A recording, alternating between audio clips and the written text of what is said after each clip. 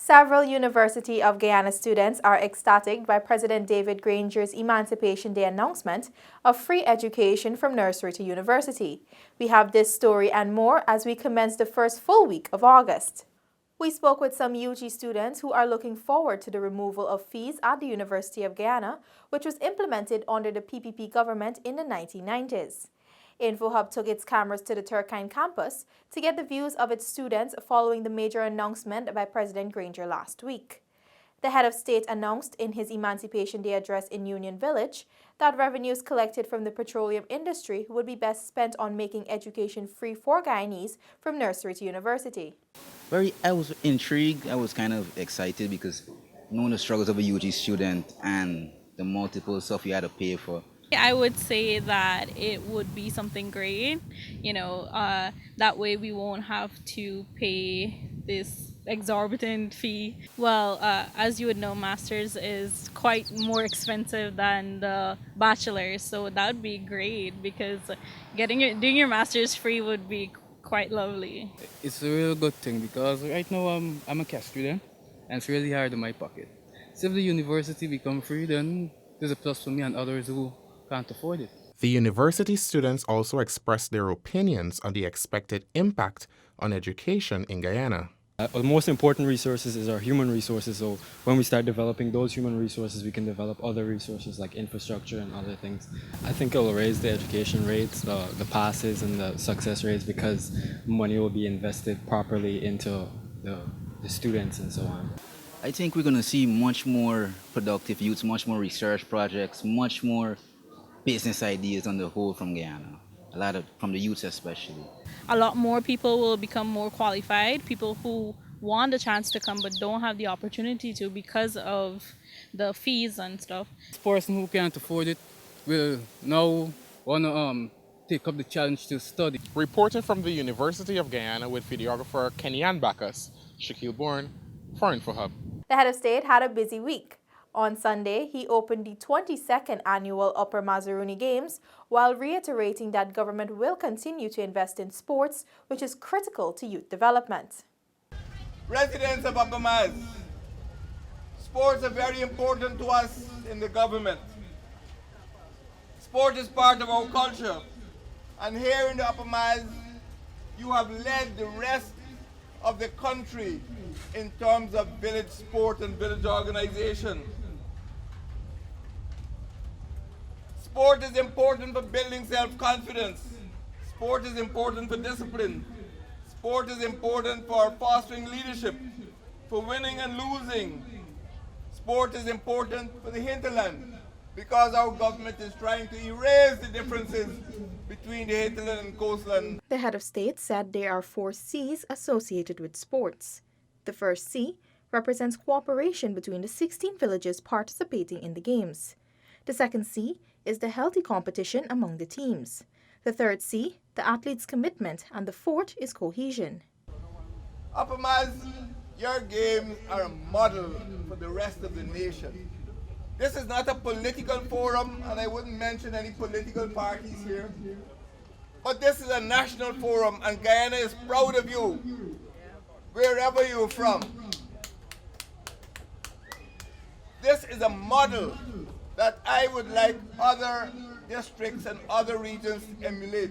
Minister of State Don Hastings Williams, Regional Chairman Region 7 Gordon Bradford, Tashau Jawala Village Harold Brown, and President of the Upper Mazaruni District Sports Council Rudolph Wellington also attended the opening ceremony.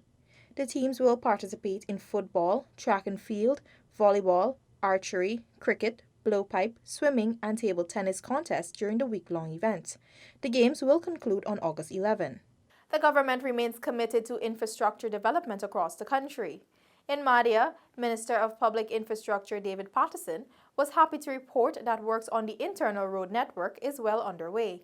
As the Prime Minister was mentioning, in 2013-2014, when we were in opposition, Right where we're standing now was a dirt track.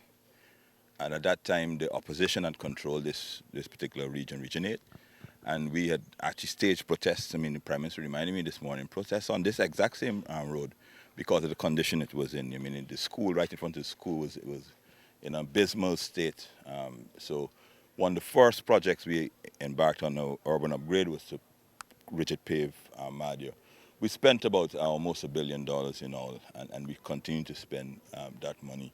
So we've done all the roads in the township, and then of course now the tenders that are out now is to go from where it's stopped now all the way to the airstrip. Minister Patterson says there are other plans for Region 8, like a solar energy plant. But regards to the road, of course, he says government has plans for the road coming into Madia. And of course, an engineer is charged with looming that road on a yearly basis. This is in keeping with our vision for what a town should look like. Not because we're a mining town and it's deemed a mining town, that it should look a mining town, or should it feel like a mining town. From Madia in Region 8, along with videographer Leon Leung, Felicia Valenzuela, InfoHub. Chief Justice Roxanne George today continued hearing arguments on application being sought related to setting a date for the hosting of general and regional elections. Leading arguments before Acting Chief Justice Roxanne George, Attorney General and Minister of Legal Affairs Marcel Williams contended that the Guyana Elections Commission is currently carrying out a function it is mandated to by the Constitution. The arguments in the substantive matter, challenging the constitutionality of the house-to-house registration, the Attorney General reasoned that the ongoing registration process has to be done in order for the elections body to eventually compile an official list of electors. And that's what GCOM has embarked upon. And the method of doing that is by house-to-house visits. And that is lawful. Accountant Christopher Ram, through his lawyer Anil Nandlal, is challenging the legality of GCOM's house-to-house registration, which the election body noted is essential for the establishment of a national register of registrants and an official list of electors. Through his lawyer today, Ram has also asked the court to set a time frame for elections, although the highest appellate court, the Caribbean Court of Justice, was clear that the court should not set its hand in the country's political functions. The CCJ said it would not set deadlines or timelines for the constitutional actors. They expect that they have their constitutional responsibilities and they would execute them with integrity. But they never give any deadlines or guidelines to timelines, which would be GCOM. And of course, they refuse to name a date, which is within the province of the president. The Attorney General told the court that the elections body should be allowed to carry out its registration process, since it is only a matter of weeks before it is completed. From its last count, GCOM has reported that over 100,000 Guyanese have so far registered, with almost $1 billion expended. The Attorney General said such an expenditure should not go to waste. The Acting Chief Justice will hand down her ruling on Wednesday, August 14. Reporting for InfoHub, Alexis Rodney. Still to come, Third Natural Resources Apprenticeship Program opens and Region 8 REO prioritizing empowerment of women and youths. Details of these and more when we return. Are you ready to embark on a truly epic adventure to an undiscovered corner of South America, where some of the most spectacular natural attractions are unveiled within a beautifully diverse landscape? From the wetlands and savannas to the ancient mountains, magnificent waterways and lush enriching rainforest would provide a vast playground for some of the most exotic and breathtaking creatures on the planet, including many of the world's giant species. This untouched land of mystery and wonder serves up an exclusive experience for travelers.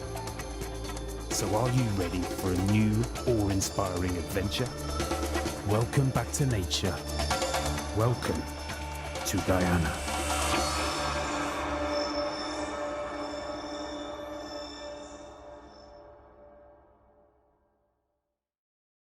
Welcome back.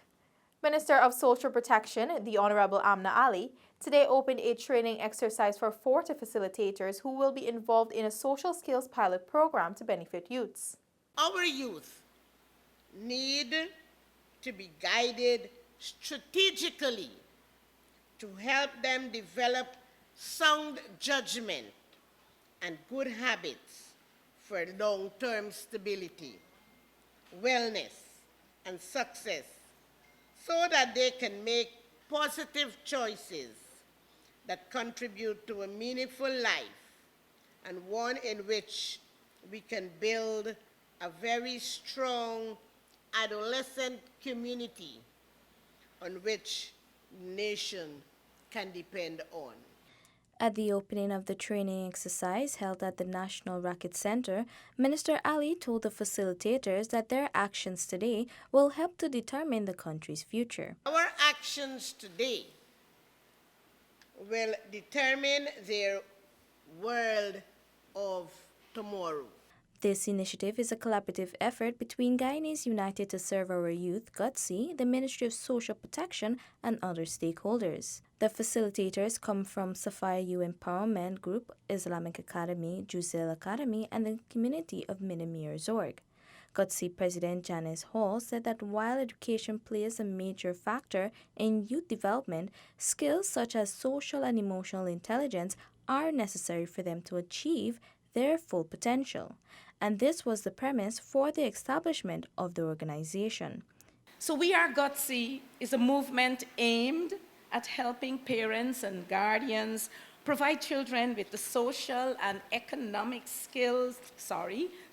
emotional skills needed to grow to their potential. We Are GUTSI aims to be a positive influence on Guyanese youth through dialogue, instruction, and mentorship, so as to encourage an improvement in attitudes and behaviors so they become responsible adults making better choices. Following this training exercise, the coaching exercise for the young people will commence August 7th to the 9th at the National Track and Field Center and Leonora Secondary School. They will be joined by a team from the Child Protection Agency and youth ambassadors from the Rights of the Child Commission. Neola Damon, InfoHub. The third Youth in Natural Resources Apprenticeship Program launched. This year has seen the largest contingent since the inception in 2017. Today we are taking you, the participants of the YNR3, into the fold of the Ministry of Natural Resources and under our wings, so to speak. The Minister of Natural Resources told the 21 participants that over the next 3 weeks, they will endure much, but that it's an opportunity for them to get to know this sector and their country. We hope to expose you to wondrous things, places, and people, and stretch you both physically and mentally. The aim is not to break you or to remake you, but to touch your hearts and minds, so that you see each other, as I believe was well said by Emmanuel, you see each other differently. You see nature, the natural resources, and the communities you will engage in a whole new way. The young participants will travel across Ghana, visiting companies who make up the country's extractive sector, these including mining, forestry, and petroleum. In the meantime, 2 returning participants shared their experiences. In 2017, I joined the Youth Apprenticeship Program because I felt like I liked chemistry and maths and the concept of working in a lab, but I had this desire to make an impact in innovation of sustainability and green engineering. I was an apprentice in the 2018 Youth in Natural Resources Program, and I must say my time spent throughout the program was all a new experience for me, since I spent all my life in Linden, not really having much opportunity or a reason to go beyond the boundaries of Linden. But on this program, I got the opportunity to see so many places, faces, and people of every race in just a short space of time.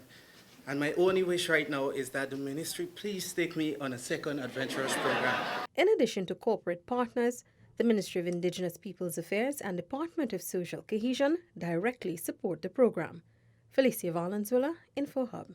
Patara Ciparoni's new Regional Executive Officer, Mitzi Campbell, is focusing on empowering women and youths in her region during her tenure. Campbell posited that though the region is well known for its mining and forestry base, There are many opportunities available in the area which can be tapped into, maximizing skill and talent among the population. So we don't have young people thinking that it's okay to just fall into a relationship and that's the end of it. No. I'd like to see young people sprout and utilize, and I'd like to see them grow.